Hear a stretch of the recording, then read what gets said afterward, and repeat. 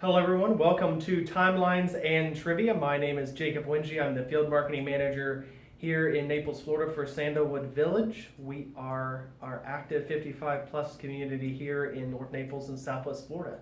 And in addition to that, when I do have free time, I'm very involved as a local historian and a reenactor, doing several time periods. Today we're going to be through our Timelines and Trivia session of the American Revolutionary War and a day in the life of the American Revolutionary War soldier. So we'll go through our program. I'll talk a little bit more about some of the things that I'm wearing and some of the things that the average soldier would go through and dress, and we'll go through that, and then hopefully you'll all enjoy it. So we'll get started. So there's two types of soldiers serving in the American Revolutionary War. There's the militia and the Continental Army. So the militia are the basis to the Continental Force as an overall. They are all the local groups in towns, regions. Every state had a militia, and that's what I'm portraying today. They were kind of the average everyday person. It was a volunteer. They elected their officers. And they also, big difference between them and the Army, they only trained a few times a year. So in the beginning of the Revolutionary War, when all we had was the militia, they weren't really well trained, and that's why we had a lot of kind of fumbles in the early portion of the American Revolutionary War. The Continental Congress established the Continental Army, as did the Continental Marines and the Continental Navy. So the big difference between the Army and the militia is that they were paid. It wasn't volunteer. Of course, the militias become paid once we actually had a conflict. They served in enlistments that in the beginning of the war started out as just 6 months. Congress was overly optimistic, didn't think the war was going to last that long or that they were going to find peace with Great Britain much sooner. And then later on, they turned into 3-year enlistments that we now continue with today. So the Continental Army is the blue coats, the white pants, just like what you see in The Patriot and a lot of some of these other movies. They're headed by George Washington. They have a very typical military structure, discipline, all of that aspect to them. First little bit of trivia. People always ask how many served during the Revolutionary War. And that's about 150,000 soldiers served during the American Revolutionary War as part of the Continental Army. So you have that piece of the military, about 3 times as many served in the militias. And a big piece of that was those enlistment stints. And it was also kind of the early portion of the war. A lot of people were very anti a revolution. The average person in America was 100% a loyalist. You had very small kind of clusters of colonial support. And beyond that, there really was no interest in having a revolution. So the beginning of the war started mostly militia because it really was a volunteer effort. They couldn't really recruit soldiers to join an army. Pay is another big piece of the average Revolutionary War soldier. Privates earned $6 a year. Let that sink in for a little bit for you. $6 a year. Sergeants and non-commissioned officers earned $8, $10, $12, depending on the regiment that they were in. And then officers started at 15, captains earned 20, so on and so forth. Officers also had to buy their commissions, was one big buy-in that you had to do to become an officer. So a lot of it was more middle-class families and merchants and things like that. But also, soldiers had to buy all their own equipment. And that's something that you also see, a reason why a lot of people joined militias was because the things that I'm wearing to the average day person were very inexpensive. Wear this really nice blue trimmed coat and fancy, white linen pants and leathers and all these different kinds of things that they wore would have been very expensive for the average person to afford. And some people even went into debt serving, which is kind of weird when you think about it. We think a lot about age in the American Revolutionary War. Ages ranged 16 to 65 by most accounts that we've seen as historians and journal records, things like that. The majority of the soldiers were between 18 to 24. Youth in the American Revolution was a very big thing. It was very, as I said, unpopular in the beginning, especially with older Americans. Most of them were British citizens at one point.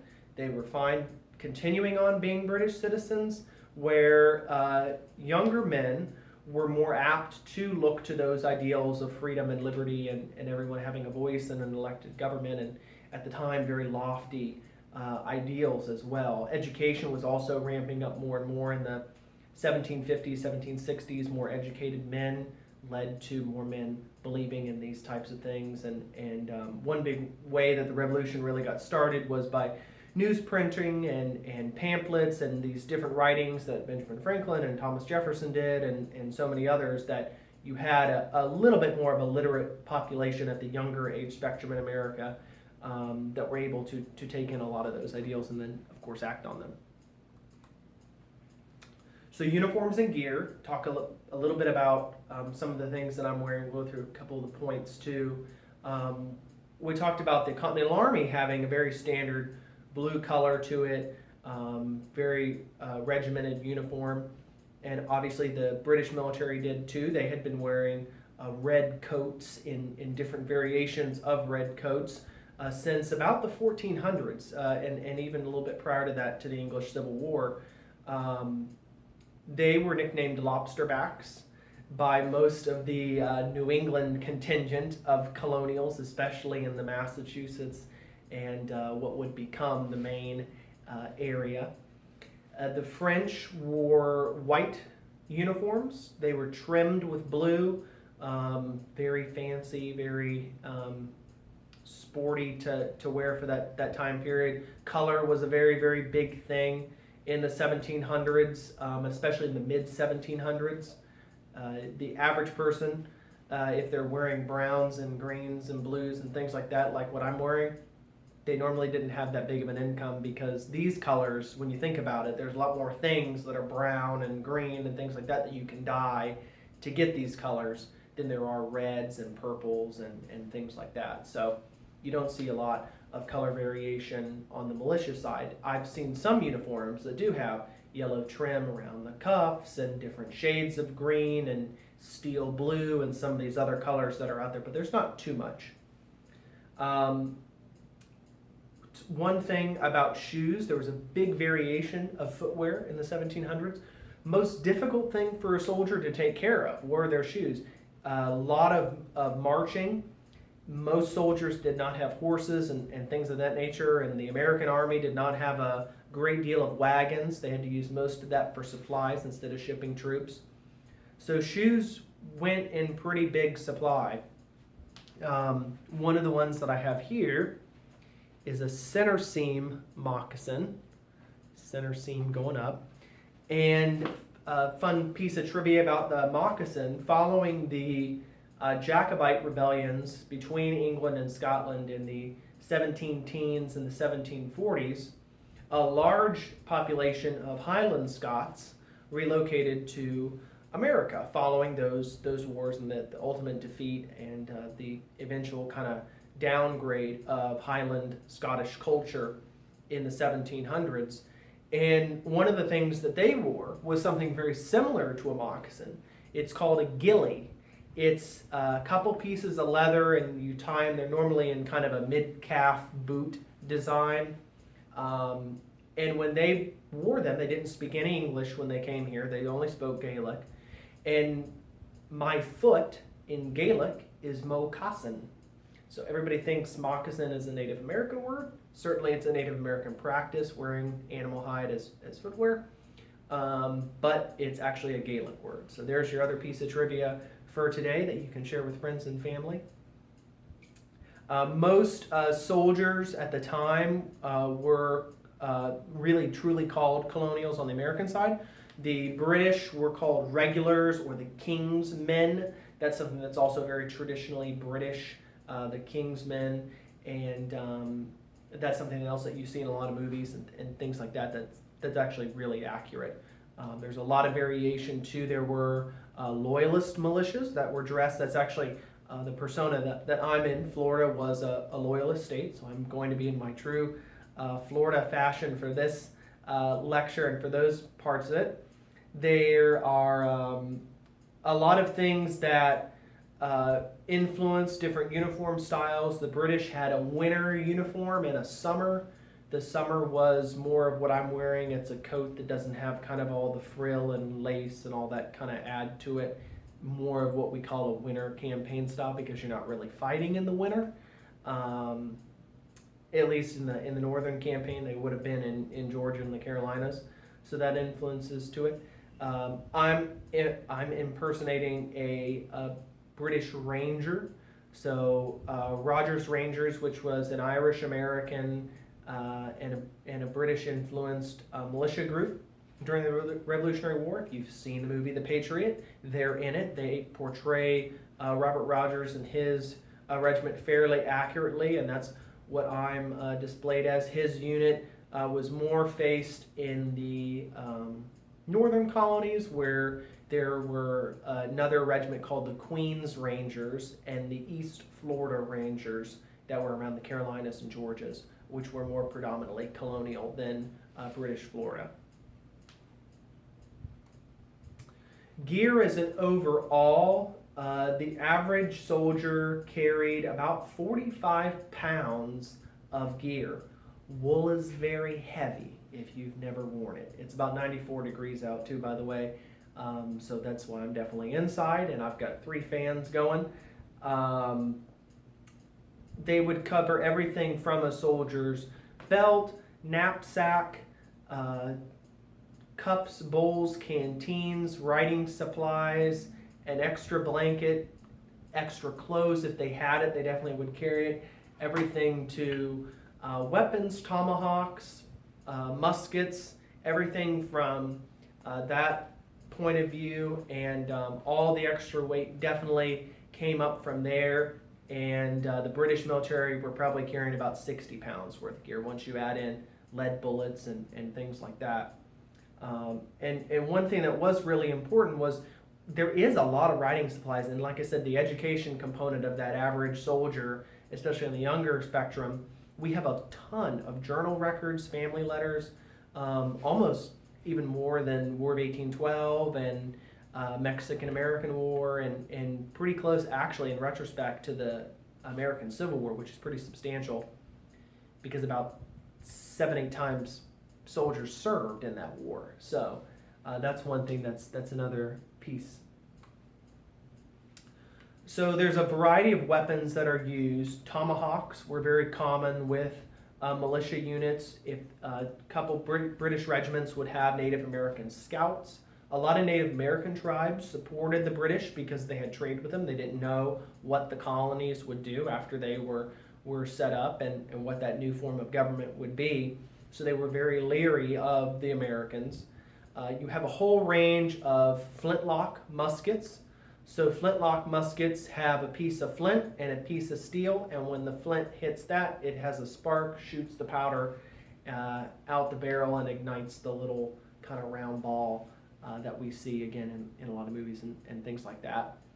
Very common way to shoot muskets was actually with buck and ball. If you've ever hunted and you know what buckshot is, they had little smaller lead balls followed by a larger lead ball, and that was normally what a lot of soldiers, especially on the American side, used because they were hunters. The one bad thing about it uses a little bit more ammunition, and if you're not hitting targets, it's a little bit of a waste. But buck and ball was very common. And you had cannons and all sorts of those things. Cavalry troops had different types of sabers and lances and all different types of things, weaponry at that point. And the more organized your regiment was, typically the better equipment that you had. There's a couple German units on both sides. Jaegers, Rangers were a American Ranger group that had a very short-barreled musket, actually called a musketoon, kind of one of those things that you see in a lot of the pirate movies where they're a little bit shorter of a firearm, kind of reflects in a very shotgun manner with its ammunition. And then you had German Hessian mercenaries on the British side that had their form of weaponry. They had Prussian revolvers, which were pistols. They had a 9-inch barrel to them, very heavy, very long barrel. It was hard to shoot. Most of the time you shot it kind of over your hand like that, and it was actually very popular for horse riding and shooting off of horses in cavalry units. Food was another big mix. So the average day started pretty much at daybreak. You'd have revelry. You'd garrison around the rest of the troops with your flag. You'd get your orders from the day from the officers. You'd go off to do those things. Generally, the average soldier's day would end around 3 p.m. That's actually when they would eat their one meal a day that the Army supplied them. And then whatever was left over from that meal, soldiers would divide and kind of take those scraps along the way, whether it was jerky or different things like that. Every soldier received 1.5 pounds of meat per day. Almost all of it was beef. Sometimes in the Carolinas you see some fluctuations. But you also got everything along with it: bone, fat, gristle, some things that were inedible. And they also received 1 pound of bread. Most of the camps, especially in the Continental Army, baked a lot of bread. And they also had another 1.5 pounds of flour to make what are called fire cakes. So fire cakes, you take a rock, flat rock, you get it really hot in a fire, and then you put that flour with water and probably some of that beef and anything else that you're mixing with it, and it kind of makes like a pancake. It's not a pancake. And it doesn't really taste too good. It's not really popular. I wouldn't recommend it. Another big thing that every soldier received was 2 ounces of liquor a day.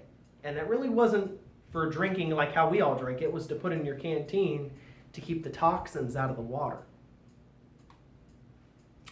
So a little bit more about kind of what I'm wearing, and we'll wrap this up. Hat wear was very fluctuating. A lot of soldiers wore the typical tricorn hat that we all kind of reflect with. Certainly in the Continental Army, that was the standard.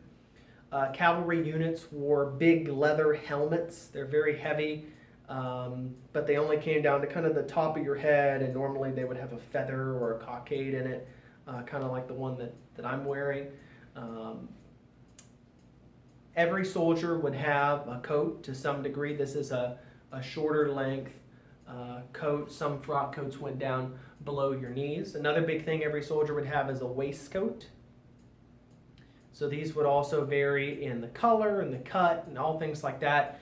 The average gentleman of the day, you didn't go outside without a hat and a waistcoat. Big no-nos in 18th century culture. Belts varied too. I've got one that's more of an Indian style for the Ranger impression, and they also had leather belts. Those they would hang bullet bags, knapsacks, everything else on that they would carry their gear on if they weren't carrying it on their back. And then they had knee breeches, which trousers really didn't come into popularity until about the 1820s were really when trousers became more popular. So a lot of men wore knee breeches, normally wool. I have on some canvas ones because again it's 90 plus degrees outside right now. You'd have knee length socks underneath that, and then footwear was varied. They had the buckle shoes. Cavalry had kind of knee-high leather boots. A lot of variation there. A lot of soldiers wore neck stock. Marines have a big leather one. That's where they get the nickname called leathernecks. And then you had a shirt that was about knee length, and that kind of doubled as your sleep gear. So that is the American Revolutionary War soldier. Thank you all so much again for viewing it and joining me today. We'll try to get some other videos out. If anybody has ideas, you can certainly contact me through your property management team at your property, and I'll try to get some other lectures out. And if anyone has any questions, feel free to ask those too. I'll try to get back to those as well in future lectures that we have. So again, My name's Jacob Winchie. Thanks so much for tuning in to Timelines and Trivia.